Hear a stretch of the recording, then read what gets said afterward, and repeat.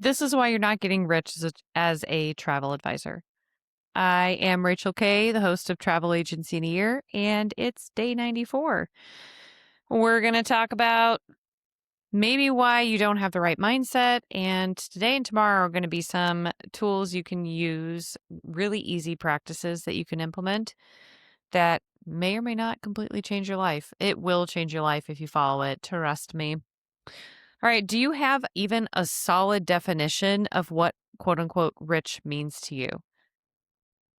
Even if you pray about it or you're like into manifestation, whatever type of thing, meditation, whatever, like have the mindset, and you're just like, I'm going to be rich. I'm going to be rich. I'm going to be rich. God, the universe, whatever it is that you're speaking to like bring this into your energetic field, they don't know what you mean by rich because or he, she, whatever, it doesn't know what you mean because you don't know what you mean. And everyone has a different definition of wealth and being rich. It doesn't have to just mean, oh, I have all this money and I have all these designer things and ridiculously expensive vehicles. Trust me, I've been there before. I don't even know why. It was like a brief, like 3-year period in my life where I think it's people I was surrounded by. They were all very like image obsessed and money obsessed. So I was like, yeah, this is normal. It's not. I have a completely different definition of what being rich is, and we all have a slightly different definition. If you're a parent with young children or children in general, your definition might include having more time with your children before they grow up and leave the home. It might be you have a parent that you need to care for. It could be other family members. Like that is a big part of being rich in a lot of people's lives is like friends and family, good friends and good family.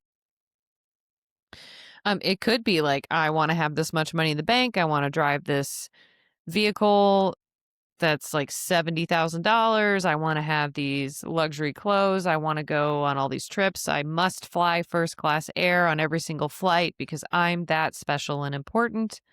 That could be your definition of rich. I know I sound a little sarcastic with it, but because I was there once and I'm like, that is not my speed. It could be I have access to nutritious foods, or I have the ability to hire someone to cook nutritious foods for me. It like so many different things can be your definition of rich. It doesn't have to boil down to the number in your bank account. I mean, that's part of it, but that's not all of it. So, moving on from my crazy rant, which if you aren't used to this podcast by now, I do this like every episode. Ramble on. I'd like for you to set a timer sometime today for 15 minutes. And everyone has a timer on their phone. There are no excuses. Find a pen and a notebook, pad of paper, back of envelopes. I don't care. You're probably not going to want the back of envelopes. Maybe the back of junk mail if you're trying to say, well, I don't have a notebook. Do not type this out. Do not write it with a little stylus on an iPad. Write it pen to paper.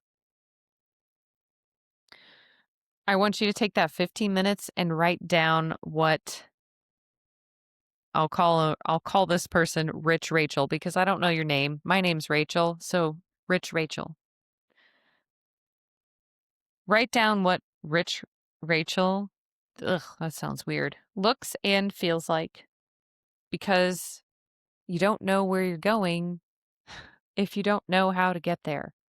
So what you're doing is you're setting up the day-to-day life. We're not just like, oh, she or he wears this clothing size and drives this car. Like that is part of it, but that's not all of it. What does Rich Rachel do day to day? What time does she wake up? Typically, does she sleep in or does she get up early? Also, he, if you're a guy listening, sorry. I'm doing this. I'm pretending that you're just me. Okay. How does Rich Rachel present herself or himself? Like, how do you present yourself when you are your rich self? What's your style? What do you do throughout the day? Do you work out? And if you do work out, what kind of workouts are you into? Is it just strength training? Is it a mix of strength and cardio? Is it like Pilates or is it like dance classes? Is it hiking? What does that look like? What are your hobbies?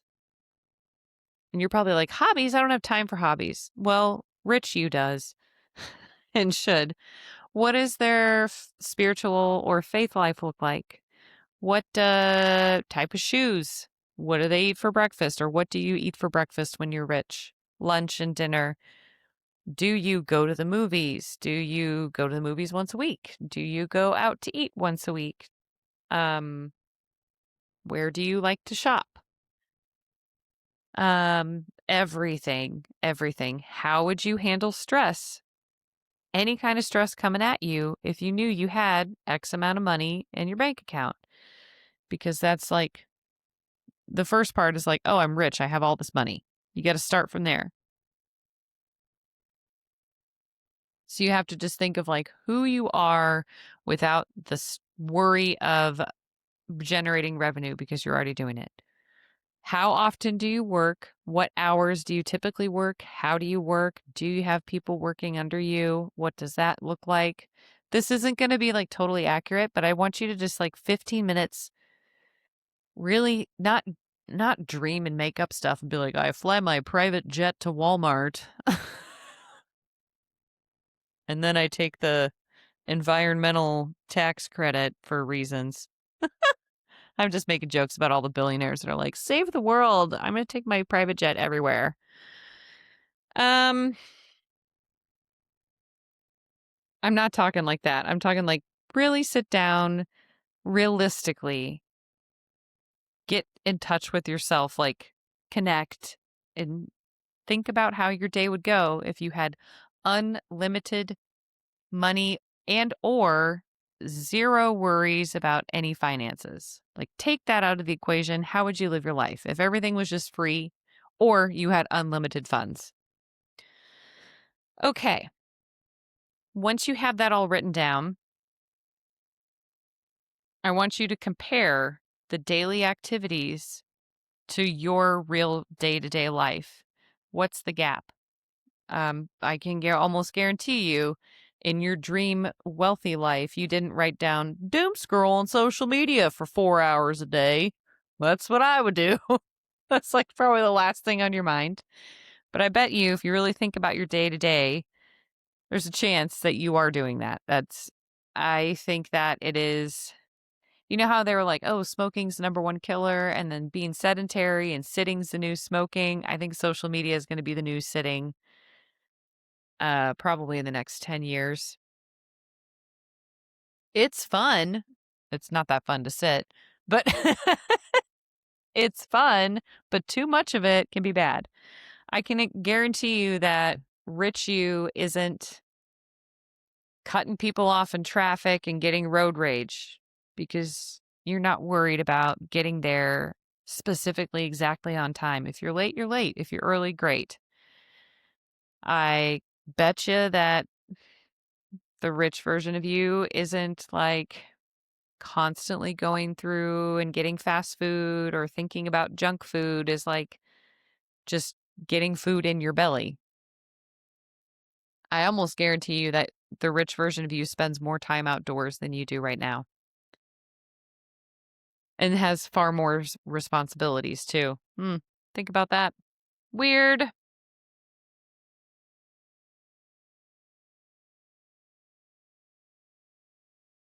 Tomorrow's going to be a much deeper exercise into this. I want to preface that before we move on. But as you look at like current you, which will be past you, and future you, which will become current you, and you see the gap, you're going to probably get super overwhelmed and the limiting beliefs are going to pop up and be like, you can never have that. What makes you think you deserve this? You're never going to get here. Maybe not, but why not try? Don't let any massive changes intimidate you out of becoming the person that you want to be, the person you are meant to be. This is never going to be a quick fix. This is why, like, this travel agency in your podcast is 365 episodes. I'm not going to tell you in an over the course of an hour or 45 minutes or whatever, like, this is the solution to all your problems. Give me all your money. No. And this is why the Success Circle is a 12-month program, because no one can teach you to be a millionaire in 6 or 8 weeks. You have to continue working constantly. And it's not a quick fix. It is baby steps. And I know everyone hates it. I know everyone hates it because people don't like change and they like the dopamine hit of something new. And they're like, okay, this quick fix will change everything. But you don't like change, so you don't actually do anything. This is why I'm just like the little every day. If you're in the Success Circle every week, if you come to the live Q&As as a student of mine every week, hey, keep going. It sucks. It's just like diet and exercise. Like, if you want to hit the ideal body physically, you've got to take baby steps. Well, I guess you can go get lipo or a bunch of GLP-1s now, but that we'll see how that turns out for everybody. Anyway, next step, I want you to think about, how much does conflict terrify you? Not with just the changes, because future you is a lot different than current you, and that is a conflict. So how much does conflict terrify you? Not just with the changes, but you do need to, like, realize that this is all the same thing. The changes that you need to take, baby steps, conflicts with clients, conflicts with colleagues, BDMs, suppliers, your host agency, just seeing social media comments and be like, that person's an idiot, and then getting angry for no reason.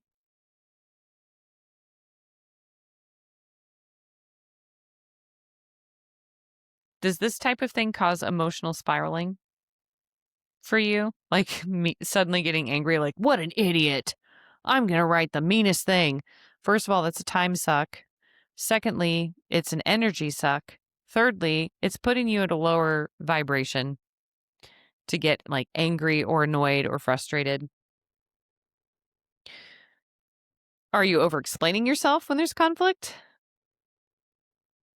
Do you change your standards to avoid drama with any of these people in your business specifically? Like, do you bend over backwards for clients?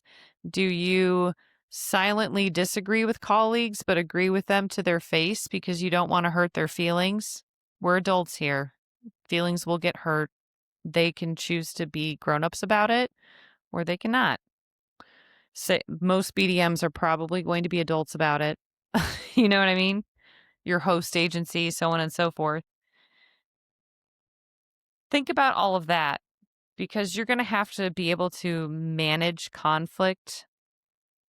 Like, think how you manage it now and kind of do an assessment of that, because as you grow, you're going to need to be able to manage conflict probably better than how you are doing it now. And if you're like, well, everything's fine now, I really want you to get deep, because there may be times where you're like not assertive enough. And that's also detrimental, just as bad as someone like raging over pointless stuff on social media. Why? Why did I ask you to consider how you handle conflict? Because it points to not liking discomfort, and discomfort is where you need to be to grow. And I know you're thinking, who likes being uncomfortable? It, again, like diet and exercise. You can be like, oh, it's impossible for me to exercise because I'm uncomfortable doing squats. No, it's because you can't manage discomfort. Like, that's the problem. Do one extra rep and build that strength and come back and be able to do 2 more the next time. Same thing with your business. Oh gosh, these notes I have, I'm not going to go into it. It's a conspiracy theory about how much comfort and convenience there is in modern society. And just imagine, and I actually had a conversation with a friend today, And she was like, "Oh man, wages need to go up, da da da da da." I'm like, "Well, and how much do they need to go up? Because I know everything is expensive right now. And also, how much money are we spending on comfort and convenience? If you really wanted to go crazy homestead, living off the grid, I wonder how much that would cost." Anyway, I'm not homesteading. It's just like, do we need our cell phones financed? Do we need to have Wi-Fi? Well, we do because we work, most of us work from home. Do we have to have 17 streaming services? Do we like, do we have to order on DoorDash? There's a lot of things like that. Do we have to buy fast fashion? There's things to think about. Anyway, by avoiding conflict and discomfort, you're allowing anything that is producing conflict or discomfort, you're allowing that to control you because you're just running and hiding from it. You need to be disliked. You need to be misunderstood. And you need to not waver in the values of your business and where you want to go. People are going to get mad. It's okay. You're going to get mad. It's okay. You cannot let any of that throw off your balance on the tightrope that you're walking towards your dream life to future you. If one negative comment or an email, even being ignored by other people, upsets you now, imagine scaling that. Because future you is going to have to deal with a lot more if they have all this free time, but a lot of their work is going to be all the negativity scaled up. How well can you manage that now? Imagine if you had one bad email because you only have like maybe 12 bad trip or 12 total clients. Imagine if you had 1,200 clients. That's 100 bad emails.